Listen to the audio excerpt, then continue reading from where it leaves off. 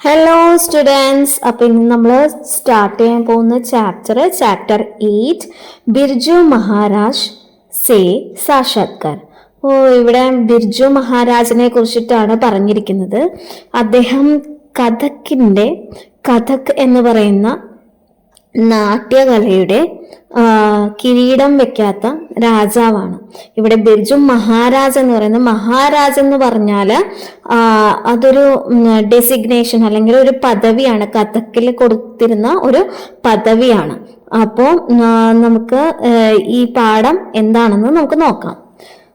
കഥക് की जब भी बात होती है हमारे मस्तिष्क में ഏക് നാം അവശ്യ ആത്തെ ഹെ. അതായത് കഥക്കിനെ കുറിച്ച് നമ്മൾ പറയുമ്പോൾ തന്നെ നമ്മുടെ മനസ്സിലേക്ക് പെട്ടെന്ന് വരുന്ന ഒരു പേര് എന്ന് പറയുന്നത് ബിർജു മഹാരാജിന്റെയാണ്.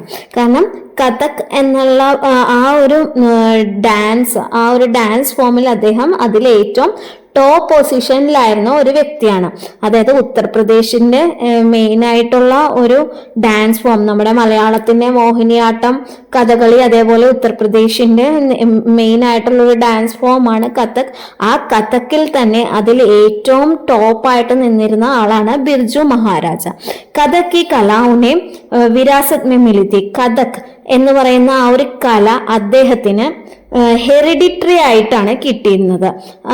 ഭാരത് ഹി नहीं बल्कि विश्व में भी बिरजू महाराज का स्मरण उनके मनमोहक प्रस्तुतियों के लिए किया जाता है. ഭാരതത്തിൽ മാത്രമല്ല വിദേശ രാജ്യങ്ങളിലും ബിർജു മഹാരാജിനെ കുറിച്ച് ഓർക്കുന്നത് അദ്ദേഹത്തിന്റെ വളരെ എല്ലാവരുടെയും മനസ്സിനെ മയക്കുന്ന അദ്ദേഹത്തിന്റെ കല കാരണം തന്നെയാണ്. ബിർജു മഹാരാജ് का जीवन शास्त्रीय संगीत के रागों के समान ही उतार चढ़ाव भरा है. അതായത് ബിർജു മഹാരാജിന്റെ ജീവിതം എന്ന് പറയുന്നത് ശാസ്ത്രീയ സംഗീതത്തിനുള്ള ഉയർച്ചയും താഴ്ചയും പോലെ തന്നെയാണ്. അദ്ദേഹത്തിന്റെ രാഗങ്ങളുടെ ഉയർച്ചയും താഴ്ചയും പോലെ തന്നെയാണ് അദ്ദേഹത്തിന്റെ ജീവിതത്തിലും സംഭവിച്ചിരിക്കുന്നത്. अपने जीवन में प्राप्त सफलताओं के लिए उन्हें कठिन साधना की थी. തന്റെ ജീവിതത്തിൽ അദ്ദേഹം ഒരുപാട് ബഹുമതികളും മറ്റും കിട്ടിയിട്ടുണ്ട്. ഇതെല്ലാം കിട്ടാൻ വേണ്ടിയിട്ട് അദ്ദേഹം വെറുതെ ഇരുന്നിട്ടല്ല കിട്ടിയിരിക്കുന്നത്. അതിനു വേണ്ടി അദ്ദേഹം കഠിനമായ പ്രയത്നങ്ങൾ ചെയ്തിട്ട് തന്നെയാണ് അദ്ദേഹത്തിന് ബഹുമതികളും രാജ്യാന്തര പുരസ്കാരങ്ങളും എല്ലാം അദ്ദേഹത്തിന് കിട്ടിയിരിക്കുന്നത്. ആയേ ആജ് ഹം പത്മവിഭൂഷൺ ശ്രീ ബിർജു മഹാരാജ് സെ മിലെ. ഇന്ന് നമ്മൾക്ക് പത്മവിഭൂഷൺ ബിർജു മഹാരാജിനെ കുറിച്ച് അറിയാം. ഇൻസെ ഹമാരാ പരിചയ കർവാ രഹേ ഹെ ആപ്കെ ജൈസെ ഹി കുച്ച് ബച്ചെ. നിങ്ങളെ പോലെ തന്നെ കുറച്ച് കുട്ടികളാണ് ഇവിടെ നമ്മളെ ബിർജു മഹാരാജിനെ പരിചയപ്പെടുത്തുന്നത്. അതായത് ഈ ചാപ്റ്റർ എന്ന് പറയുന്നത് കുറച്ചു കുട്ടികൾ, 2-3 കുട്ടികൾ, അതായത് ശ്രേയ, തനുശ്രീ, മാണിക്, അങ്ങനെ കുറച്ചു കുട്ടികൾ ബിർജു മഹാരാജിനെ ഇന്റർവ്യൂ ചെയ്യുന്ന ഒരു ചാപ്റ്റർ ആണ് നമുക്ക് പഠിക്കാനുള്ളത്. അപ്പോൾ നമുക്ക് പതുക്കെ ഈ ചാപ്റ്റർ സ്റ്റാർട്ട് ചെയ്യാം. ശ്രേയ. അപ്പൊ ശ്രേയ എന്ന് പറയുന്ന ഒരു പെൺകുട്ടിയാണ് ആദ്യം ചോദ്യം ചോദിക്കുന്നത്. സുനാ ഹെ കി ആപ്കാ ബച്പൻ സംഘർഷ് സെ ഭരാ ഹുവാ ഹെ. ആക്കെ ബച്പൻ കെ ബാരെ മേ കുച്ച് ബത്തായേ. അപ്പൊ ബിർജു മഹാരാജോട് ശ്രേയ ചോദിക്കുകയാണ്, താങ്കളുടെ കുട്ടിക്കാലത്തെ കുറിച്ച് ഞങ്ങൾ കേട്ടിട്ടുണ്ട്, അതിൽ ഒരുപാട് പ്രോബ്ലംസ് താങ്കൾക്ക് അഭിമുഖീകരിക്കേണ്ടതായി വന്നിട്ടുണ്ട് എന്ന് ഞങ്ങൾക്ക് മനസ്സിലായി. അപ്പോൾ താങ്കളുടെ കുട്ടിക്കാലത്തെ കുറിച്ച് ഞങ്ങളോട് പറയാമോ എന്നാണ് ഇവിടെ ശ്രേയ ചോദിക്കുന്നത്. അപ്പോൾ അതിന് ബിർജു മഹാരാജ് ഉത്തരം പറയുന്നുണ്ട്. ഏക് ജമാന താ ജബ് ഹം ലോഗ് ഛോട്ടെ നവാബ് കഹ്ലാത്തെ തെ. അതായത് ഒരു കാലമുണ്ടായിരുന്നു, അന്ന് ഞങ്ങളെ എല്ലാവരെയും തന്നെ ഛോട്ടെ നവാബ് എന്ന പേരിലാണ് വിളിച്ചിരുന്നത്. നിങ്ങളെല്ലാവരും ഹിസ്റ്ററിയിൽ പഠിച്ചിട്ടുണ്ടാവും. നവാബ്, കിങ്സ്, അങ്ങനെ പല സ്ഥാനപ്പേരുകളുള്ള ആളുകളെ കുറിച്ചിട്ട് പഠിച്ചിട്ടുണ്ടാവും അല്ലെ. അപ്പോൾ നമ്മുടെ ബിർജു മഹാരാജും നവാബ് എന്ന് വിളിക്കപ്പെട്ടിരുന്നു ഒരു കാലത്ത്. ഛോട്ടെ നവാബ്, അതായത് ചെറിയ നവാബ് എന്ന് വിളിക്കപ്പെട്ടിരുന്നു. ഹവേലി കെ ദർവാസെ പർ 8 സിപ്പാഹിയോം കാ പെഹറ ഹോത്താ താ. ഹവേലി അതായത് കൊട്ടാരം. കൊട്ടാരത്തിന്റെ വാതിൽക്കൽ ഏകദേശം 8 പടയാളികളോളം കാവൽ നിന്നിരുന്നു. മേരെ ബാബുജി കെ ദേഹാന്ത് കെ ബാദ് ആർത്തിക് പരേഷാനിയാം ബട്നെ ലഗി. എൻ്റെ അച്ഛൻ്റെ മരണത്തിന് ശേഷം ഞങ്ങൾക്ക് സാമ്പത്തികമായി ഒരുപാട് ബുദ്ധിമുട്ടുകൾ വന്നു. जिन डिब्बों में कभी 3-4 लाख की कीमत की हार हुआ करते थे വേ അബ് ഖാലി പടാ ഥ. അതായത് ഞങ്ങളുടെ ചില പാത്രങ്ങളിൽ, അതായത് ചില പാത്രങ്ങളിൽ 3-4 ലക്ഷത്തിന്റെ വില കൂടിയ രത്നഹാരങ്ങൾ, രത്നത്തിന്റെ മാലകളെല്ലാം ഉണ്ടായിരുന്നു. അതെല്ലാം ഇപ്പോൾ ഒന്നുമില്ലാതെയാണ് ഇരിക്കുന്നത്. ജീവൻ മേ ഉത്താർ ചടാവ് തോ ഹോത്തേ ഹി ഹെ. ജീവിതത്തിൽ ഉയർച്ചയും താഴ്ചയും എപ്പോഴും ഉണ്ടാവുന്ന ഒരു കാര്യമാണ്. സബ് സമയ കാ ചക്ര ഹെ. എല്ലാം സമയത്തിന്റെ ഒരു കാര്യം തന്നെയാണ്. സമയം മാറിക്കൊണ്ടിരിക്കുമ്പോൾ ഉയർച്ചയും താഴ്ചയും ഒക്കെ ഉണ്ടാവുന്നു. Sangharsh K ദൗർ may Mary Sabse buddy സഹയോഗി Mary മാത്തി. എൻ്റെ ജീവിതത്തിൽ ബുദ്ധിമുട്ടുണ്ടായിരുന്നപ്പോൾ എൻ്റെ കൂടെ ഏറ്റവും നിന്നിരുന്നത് എൻ്റെ അമ്മ തന്നെയാണ്. കഭി കർസെ ലേത്തെ थे तो कभी पुरानी जरी की झाड़ी जलाकर ഉൻകെ സോനെ ചാന്തി കെ താർ ബേച്ചത്തെ थे. അതായത് എൻ്റെ അമ്മ ചിലപ്പോൾ എനിക്ക് വേണ്ടി പഠിക്കാനൊക്കെ വേണ്ടിയിട്ട് കടം മേടിക്കുമായിരുന്നു. അല്ലെങ്കിൽ അമ്മയുടെ പഴയ സാരികൾ ഉണ്ടായിരുന്നു, ആ സാരികൾ കത്തിച്ചിട്ട് അതിൻ്റെ ജെറി എന്ന് പറഞ്ഞാൽ ത്രെഡാണ്, നൂലുകൾ, ശരിക്കും സ്വർണവും സിൽവറും കൊണ്ടുണ്ടാക്കിയ ആ നൂലുകൾ ഉരുക്കി അത് വിറ്റിട്ട് ആണ് ഞങ്ങൾ ജീവിച്ചിരുന്നത്. അതായത് പണ്ട് കാലത്ത് സാരിയെല്ലാം അങ്ങനെയാണ് ഉണ്ടാക്കിയിരുന്നത്. അന്നൊക്കെ സ്വർണത്തിന്റെ എംബ്രോയിഡറി എല്ലാം ഒറിജിനൽ ഗോൾഡും സിൽവറും വെച്ച് തന്നെയാണ് ചെയ്തിരുന്നത്. അപ്പോൾ അങ്ങനെ ഈ സാരികളെല്ലാം കത്തിച്ചു കളഞ്ഞിട്ട് ആ സ്വർണവും വെള്ളിയും ഒക്കെ വിറ്റിട്ടാണ് ബിർജു മഹാരാജിന്റെ അമ്മ നോക്കിയിരുന്നത്. നൃത്യക്ക് കാര്യക്രമം സെ ബി കഭി കഭി പേസെ ആത്തെ थे. നൃത്ത പരിപാടികളിൽ നിന്നും ഇടയ്ക്കൊക്കെ പണം ലഭിച്ചിരുന്നു. दिन में खाना खाते थे तो रात को कई बार नहीं भी खाते थे.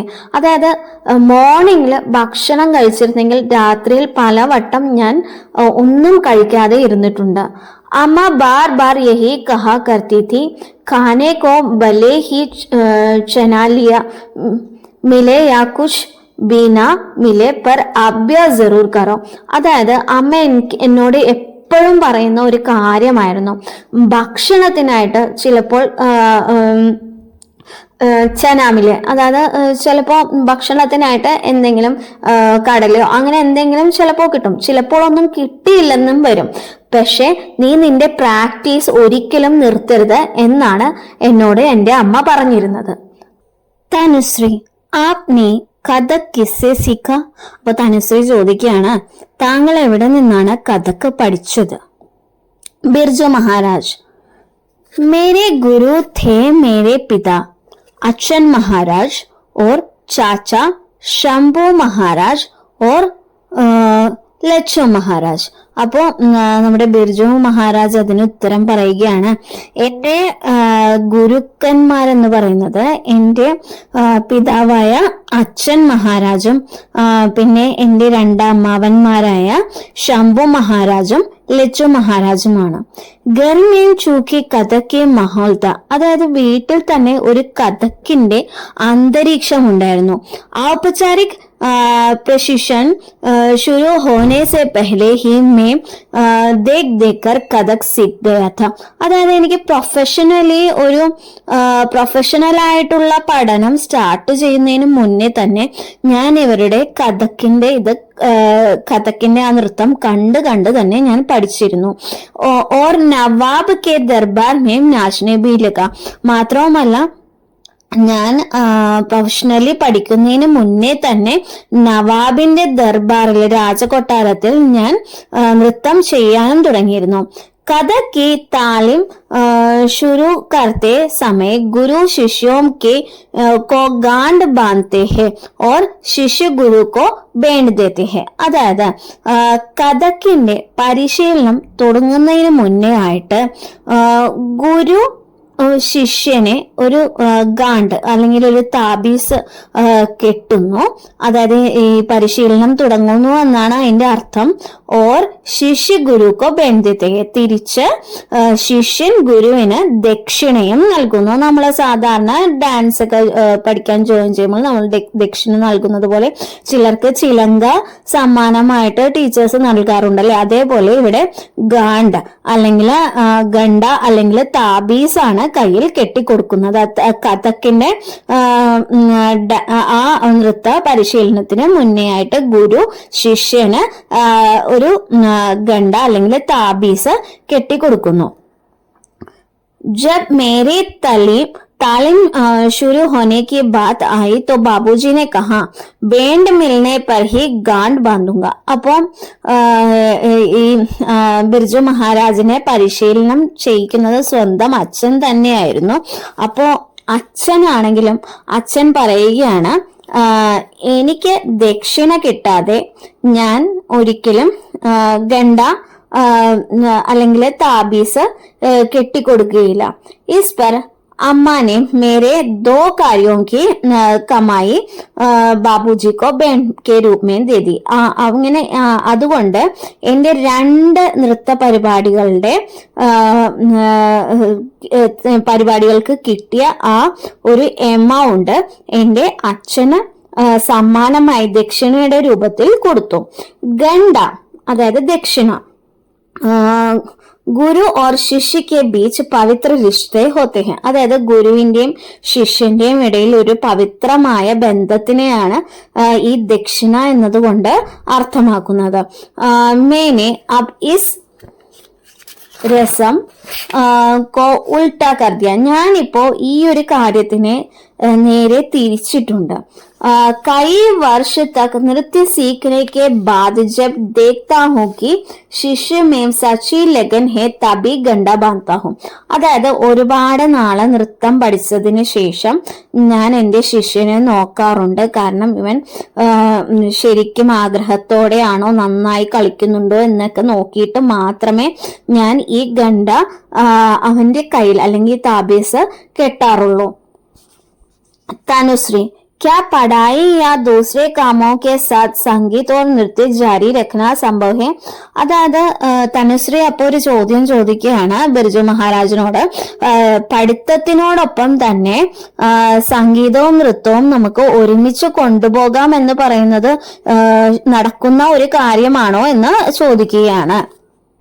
ബിർജു മഹാരാജ് ഉത്തരം പറയുകയാണ്. ബിർജു മഹാരാജ്, യഹ് തോ അപ്നെ സാമർത്ഥ്യ പർ നിർഭർ കർത്താ ഹെ. അതായത് ഇത് നിങ്ങളുടെ കഴിവിലാണ് അതിരിക്കുന്നത്. മേരെ ശിഷ്യ ശോഭന നാരായൺ IAS ഓഫീസർ ഹെ ഓർ അച്ചി നർത്തകി ബി.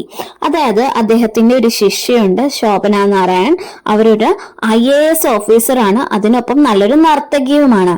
മേ നൃത്യ കെ സാത്ത് സാത്ത് ബജാത്ത ഓർ ഗാത്ത ബി ഹോ.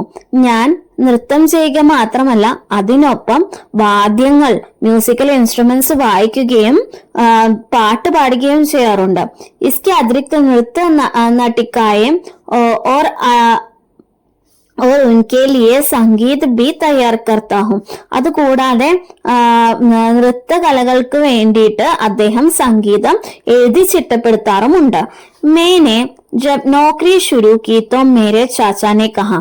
ഞാൻ അങ്ങനെ കുറച്ചു നാൾ കഴിഞ്ഞപ്പോൾ എൻ്റെ ഞാൻ ഒരു ജോലിക്ക് ജോയിൻ ചെയ്യുകയും ആ ജോലി സ്റ്റാർട്ട് ചെയ്യുകയും ചെയ്തപ്പോൾ എൻ്റെ അമ്മാവൻ എന്നോട് പറഞ്ഞത്, തും നോക്കറി മേം बन जाओगे, तुम्हारा अंदर का नर्तक पूरी तरह पनप नहीं पाओगे. അതായത് എന്റെ അമ്മാവൻ എന്നോട് പറഞ്ഞത്, നീ ഈ ജോലിയിൽ മുഴുവനുമായി മുഴുകുകയും നിന്റെ ഉള്ളിലുള്ള നർത്തകൻ ഇല്ലാതാവുകയും ചെയ്യുമെന്നാണ് എന്റെ അമ്മാവൻ എന്നോട് പറഞ്ഞത്. पर मैंने दृढ़ निश्चय किया था कि महाराज बनना है तो उसके लिए मेहनत भी करनी होगी. അപ്പോൾ ഞാൻ അതിനൊരു ദൃഢമായ നിശ്ചയം ചെയ്തു. മഹാരാജ് എന്ന് പറയുന്ന ആ ഒരു പദവി എനിക്ക് കിട്ടണം എന്നുണ്ടെങ്കിൽ ഞാൻ നന്നായി അതിനുവേണ്ടി അധ്വാനിക്കുക തന്നെ ചെയ്യണം. കഥക്. അപ്പൊ മാണിക് ഒരു ക്വസ്റ്റ്യൻ ചോദിക്കാണ്, കഥക് കി ശുരുവാത് കബ് ഹുയി.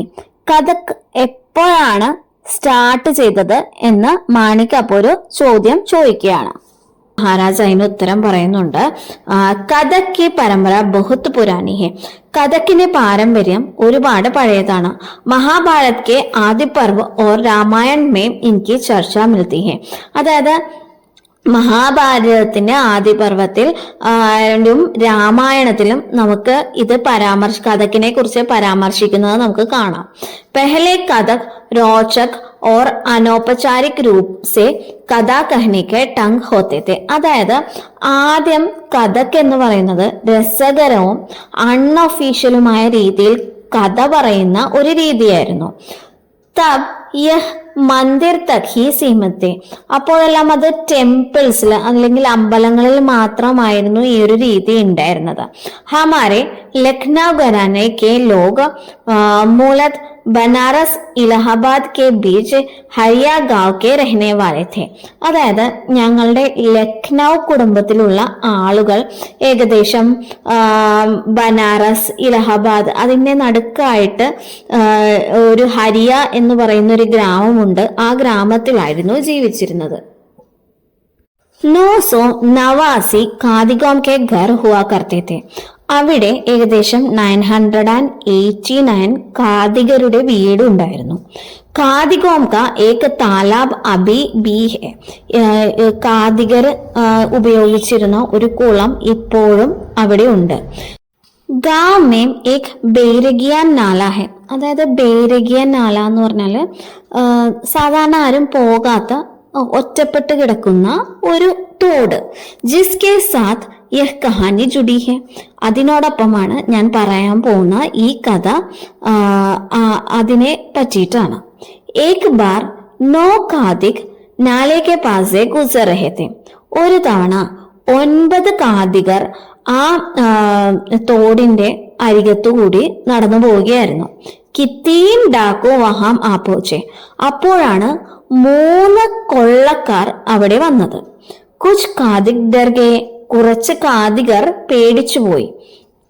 കിന്തു ഉൻ കാദികോം കി കലാ മേം ഇത്നാ ദം താ കി ഡാക്കു സബ് ഭൂൽക്കർ ഉൻ കാദികോം കെ കഥക് മേം മഗ്ന ഹോ ഗയെ. പക്ഷേ ആ കാദികരുടെ കല, അവര് കളിക്കുന്ന ആ കലയിൽ ഇത്രയും ശക്തി ഉണ്ടായിരുന്നു എന്ന് വെച്ചാൽ ആ കൊള്ളക്കാർ പോലും അവർ വന്നത് എന്തിനാണെന്ന് ഓർക്കാതെ ഈ കാദികരോടൊപ്പം അവരുടെ ആ കഥക് ആ ഒരു നൃത്തത്തിൽ അവരും മുഴുകി ലയിച്ചു പോയി. തബ് സേ യഹ് പദ് ലോകോ മേ പ്രചലിത് ഹോ ഗയ. അപ്പോൾ തൊട്ട് ഒരു പദ്യം അവിടെയുള്ള ആളുകളുടെ ഇടയിൽ വളരെ ഫേമസ് ആയി തീരുകയും ചെയ്തു.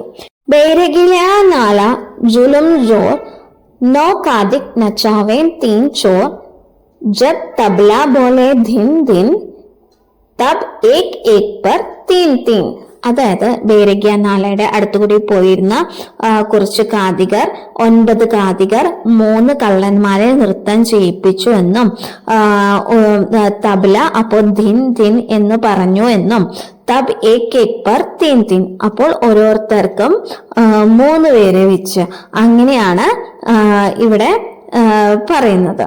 ലക്നൗ ഘരാനെ കെ ബാദ് ജയ്പൂർ ഘരാന ഓർ ഫിർ ബനാറസ് ഘരാന കാ വികാസ് ഹുവ.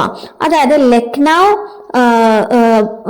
കുടുംബത്തിന്റെ പാരമ്പര്യത്തിന് ശേഷം ജയ്പൂർ കുടുംബത്തിന്റെ പാരമ്പര്യവും അതിനുശേഷം ബനാറസ് കുടുംബത്തിന്റെ പാരമ്പര്യവും ഇങ്ങനെയാണ് കഥക്ക് അഭ്യസിച്ചു വന്നത്.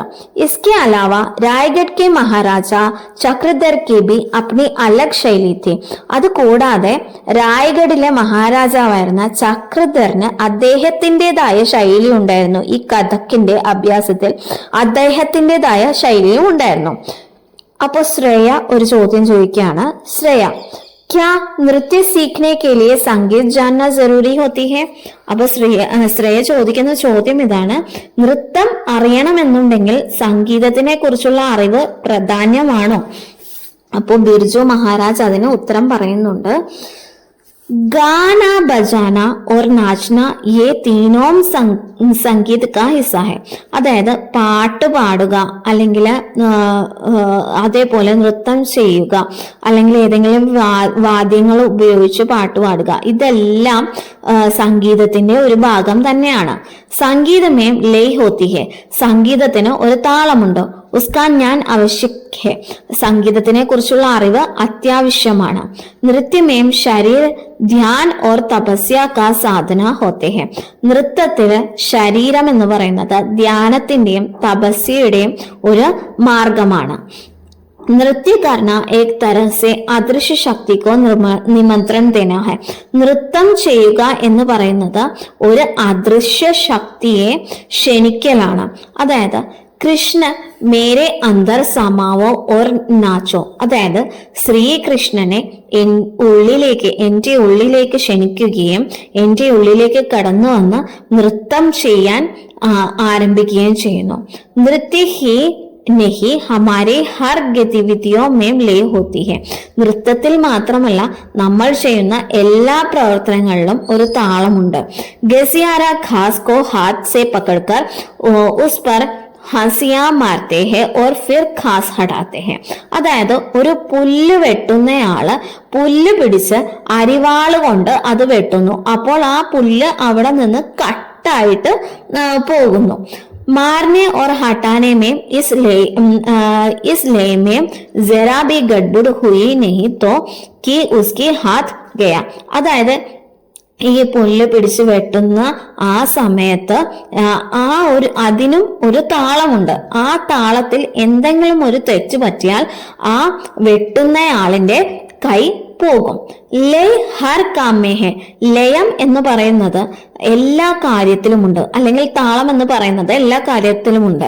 നൃത്യമേ ജീവൻമേ സന്തുലൻ ബനായി രക്തി ഹെ. നൃത്തത്തിലും ജീവിതത്തിലും ഒരു ബാലൻസ് അത് കീപ്പ് ചെയ്യുന്നു.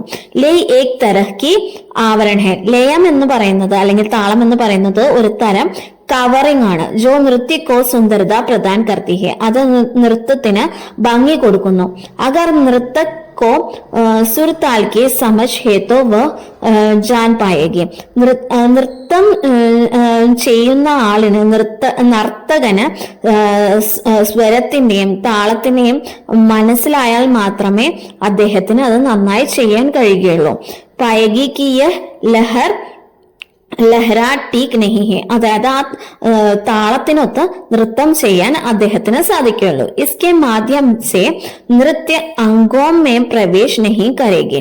അതായത് താളം ശരിയല്ല എന്നുണ്ടെങ്കിൽ നൃത്തം ഒരിക്കലും നമ്മുടെ ശരീരഭാഷയിൽ അല്ലെങ്കിൽ അംഗങ്ങളിൽ പ്രവേശിക്കുന്നില്ല. കണ്ണ്, കൈ അങ്ങനെയുള്ള ശരീരഭാഷയിൽ പ്രവേശിക്കുകയില്ല എന്നാണ് അദ്ദേഹം പറയുന്നത്. തനുശ്രീ, आपने കഥക് में कई नई चीजें भी जोड़ी है ना. അപ്പൊ തനുശ്രീ ഇവിടെ വീണ്ടും ചോദിക്കുന്ന ചോദ്യം എന്താന്ന് വെച്ചാല്, കഥക്കിൽ താങ്കൾ കുറെ പുതിയ കാര്യങ്ങൾ ചേർത്തിട്ടില്ലേ? അപ്പൊ ബിർജു മഹാരാജ് അതിന് ഉത്തരം പറയുന്നുണ്ട്. കഥക് की पुरानी परंपरा को तो കായം രക്കാ ഹെ. അതായത് കഥക്കിന്റെ പഴയ ആ ഒരു പാരമ്പര്യം ഞങ്ങൾ അതുപോലെ തന്നെ കാത്തു സൂക്ഷിക്കുന്നുണ്ട്. ഹാ ഉസ്കെ പ്രസ്തുതീകരണമേം ബദലാവ് കിയാ ഹെ. പക്ഷെ അതിന്റെ പ്രസന്റേഷനിൽ ഞങ്ങൾ ഡിഫറൻസ് വരുത്തിയിട്ടുണ്ട്. ഹംനെ ഗൗർ കിയാ കി ഹമാരെ ചാച്ച ലോഗ് ഓർ ബാപ്പുജി नाचते तो खूबसूरत थे ही उनके खड़े होने के अंदाज भी निराला होते था. അതായത് ഞങ്ങള് നോട്ടീസ് ചെയ്ത കുറച്ച് കാര്യങ്ങളുണ്ട്.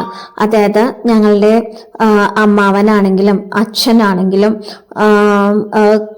നൃത്തം ചെയ്യുന്നത് വളരെ മനോഹാരിതയോടെയാണ്. പക്ഷെ അവരുടെ ആ നിൽക്കുന്നതും അവർ നിൽക്കുന്നതും എല്ലാം ഒരു പ്രത്യേക സ്റ്റൈലിലായിരുന്നു. അപ്പോ ആ ഒരു ശൈലിയും അത് വളരെ യുണീക്കുമാണ്. അതും ഞങ്ങൾ ഇതിലേക്ക് ആഡ് ചെയ്തിട്ടുണ്ട്. हमने उन भावों बिगमाओं की को भी കഥക് में शामिल किया. ഞങ്ങൾ അവരുടെ ആ എക്സ്പ്രഷൻസും മറ്റും കൂടി ഈ കഥക്കിലേക്ക് ആഡ് ചെയ്തിട്ടുണ്ട്. चाचा लोग और बाबूजी हमारे लिए ബ്രഹ്മ വിഷ്ണു മഹേശ്വർ തേ. അതായത് ഞങ്ങളുടെ അമ്മാവനാണെങ്കിലും അച്ഛനാണെങ്കിലും ഞങ്ങൾക്ക് എന്നും ബ്രഹ്മാവും വിഷ്ണുവും മഹേശ്വരനുമായിരുന്നു. हमने तीनों की शिक्षा को इकट्ठा करके एक नया रूप तैयार किया. ഞങ്ങള് അതെ ഈ മൂന്ന് പേരുടെയും ശിക്ഷ, അതായത് അവർ പഠിപ്പിച്ച കാര്യങ്ങളെല്ലാം, ടീച്ചിങ്സ് എല്ലാം തന്നെ കമ്പൈൻ ചെയ്ത് ഞങ്ങളൊരു പുതിയ ഫോമിലേക്ക് അത് കൺവേർട്ട് ചെയ്തു. ഇസി പ്രകാർ ടാഗോർ त्यागराज आदि की आधुनिक कवियों की रचनाओं को भी लेकर कथक रचनाएं तैयार की.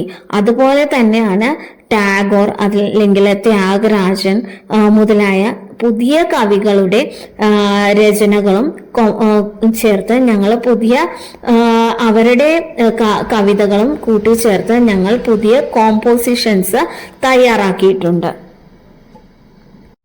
അപ്പോൾ തനുശ്രീ ഇവിടെ വീണ്ടും ചോദിക്കുന്നുണ്ട്, पर ये लोग तो अलग अलग ഭാഷാओं के कवि थे. പക്ഷെ ഇവരെല്ലാവരും മറ്റു പല പല ഭാഷകളിലെ കവികളാണ്. ടാഗോർ ബംഗാളി കവിയാണ്, ത്യാഗരാജനാണെങ്കിൽ തമിഴ് കവിയാണ്. അപ്പോൾ അതാണ് ഇവിടെ ചോദിക്കുന്നത്. അപ്പോൾ ബിർജു മഹാരാജ് അതിന് ഉത്തരം നൽകുന്നുണ്ട്. ഭാഷായേം അലഗ് അലഗ് ഹോത്തെ ഹെ पर इंसान तो सब जगह एक से होते हैं. അതായത് ഭാഷകൾ എല്ലാവർക്കും പലതായിരിക്കാം, പക്ഷെ ആളുകൾ എല്ലായിടത്തും ഒന്ന് തന്നെയല്ലേ.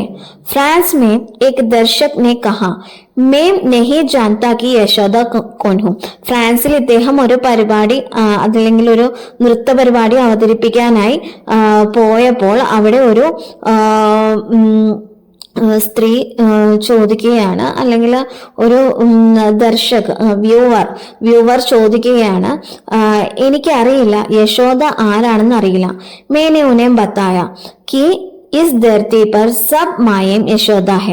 അപ്പോൾ ഞാൻ അവരോട് പറഞ്ഞു, ഈ ലോകത്തിലുള്ള എല്ലാ സ്ത്രീകളും യശോദയാണ്. ഓർ സബ് നന്നെ ബച്ചെ കൃഷ്ണ, അതേപോലെ എല്ലാ കുഞ്ഞുങ്ങളും ശ്രീകൃഷ്ണനാണ്. ബച്ചേക്ക് സിദ് രോന ഉഠന ബേഡ്ന സബ് ജഗഹ് ഏക് ജേസി ഹോത്തെ ഹെ. അതായത് ഒരു കുട്ടിയുടെ സിദ് എന്ന് പറഞ്ഞാൽ വാശി, റോന കരച്ചിൽ, ഉടന എഴുന്നേൽക്കുക, ബേട്ടന ഇരിക്കുക, ഇതെല്ലായിടത്തും ഒരുപോലെയാണ്. ധീരെ ധീരെ ഹമേ അലഗ് അലഗ് ഭാഷ സംസ്കാർ തോർ തരീക്കെ മിൽത്തെ ഹെ. പതുക്കെയാണ് ഒരു കുട്ടിയായിരിക്കുന്ന ഒരു കുഞ്ഞിന് ഭാഷയും സംസ്കാരവും അവിടെ അവൻ ജീവിക്കുന്ന അവിടുത്തെ രീതികളും എല്ലാം മനസ്സിലാകുന്നതും അവൻ അതെല്ലാം ചെയ്യുന്നതും. ചാഹെ നൃത്യ ഹോയ കുച്ച് ഓർ പരമ്പര ഏക് വൃക്ഷയ്ക്ക് സമാൻ ഹോത്തെ ഹെ. ഒരു നൃത്തമാണെങ്കിലും ഒരു നൃത്തം ചാഹെ നൃത്യ ഹോയ കുച്ച് ഓർ നൃത്തമാണെങ്കിലും മറ്റെന്തെങ്കിലും ആണെങ്കിലും ട്രഡീഷൻ എല്ലായിടത്തും ഒരുപോലെയാണ്. ട്രഡീഷൻ ഒരു ട്രീയെ പോലെയാണ്. വൃക്ഷയ്ക്ക് സമാനെ.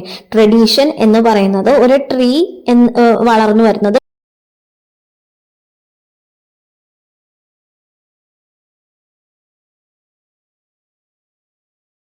കൊടുക്കുന്നത്. ഉസ്കെ നീച്ചെ ബേട്നെ വാലെ അലഗ് അലഗ് സ്വഭാവ് കെ ഹോത്തെ ഹെ.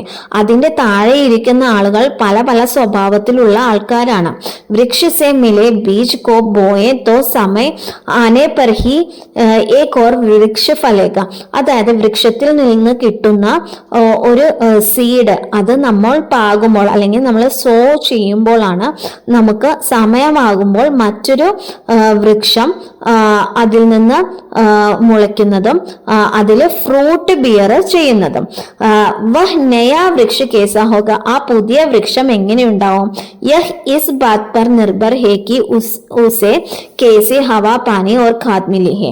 അതായത് അത് ഡിപ്പെൻഡ് ചെയ്യുന്ന കാര്യം എന്തെന്ന് വെച്ചാൽ അതിനെങ്ങനെയാണ് എയറും വാട്ടറും ഫെർട്ടിലൈസേഴ്സും കിട്ടിയത് എങ്ങനെയാണ്, അതനുസരിച്ചിട്ടാണ് അത് വളരുന്നതും അത് ഫ്രൂട്ട് ബിയർ ചെയ്യുന്നതും.